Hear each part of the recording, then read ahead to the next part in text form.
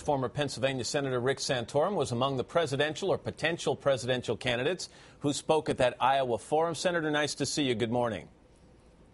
Hi, Matt. Good to be with you. I've spent a lot of time in Iowa. It's a beautiful state, but I get a feeling your time there in March is not for sightseeing reasons. Are you in the race? I'm testing the waters, and last night was a good, really good little swim to see what the reaction is to the message and to the messenger, and what I've done in my career, and what I'm looking forward to talking about if we end up getting in this race. And the response was good, so I was encouraged by last night. For people who don't remember, Senator, your time in the Senate, how would you describe yourself in terms of the political spectrum? Some have called you an ultra-conservative on social issues. Is that fair? Look, I'm a conservative. Yeah, I mean, I believe life begins at conception, and I believe marriage is between a man and a woman. And, you know, I think the law should reflect that morality, which is pretty much the collective morality of most people in America. I don't know if that makes me ultra-conservative, so be it.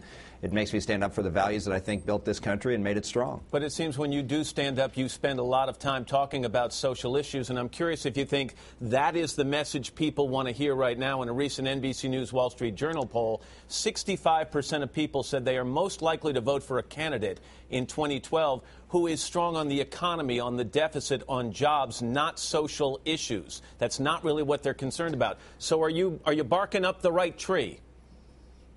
Well, I think we can, walk and chew gum at the same time. I mean, if you look at my record in the Congress, I was very, very active and led the charge, for example, on welfare reform, which, we're talking about entitlement spending and how we have to get entitlement spending under control.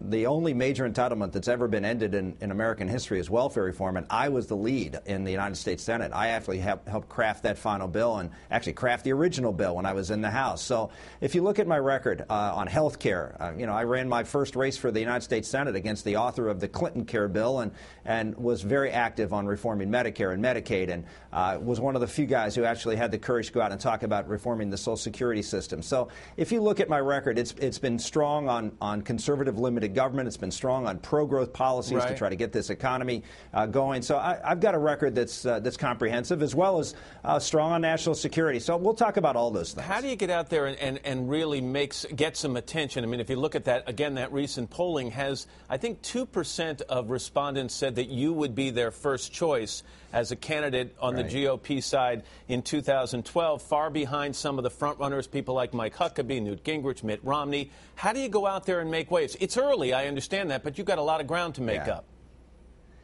Yeah, look, I mean, I do it the old-fashioned way. Every time I've run for office, back in 1990, I defeated an incumbent Democrat who, 6 months before the election, I was at 6% in the polls, and I ended up winning the election.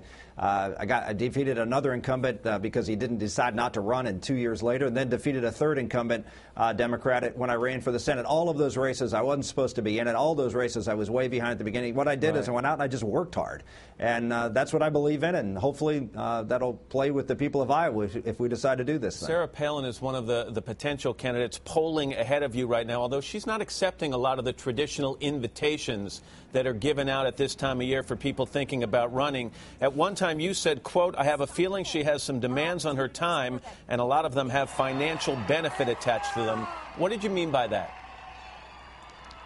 That she's like the rest of us. We have to provide for our family. We have to, care for our family, and that, she has demands. I do too. I mean, there's a lot of political events I don't take because I've got to feed my family and do what I'm supposed to do as a husband and father. So that's all I meant, and she has that responsibility, and so do I.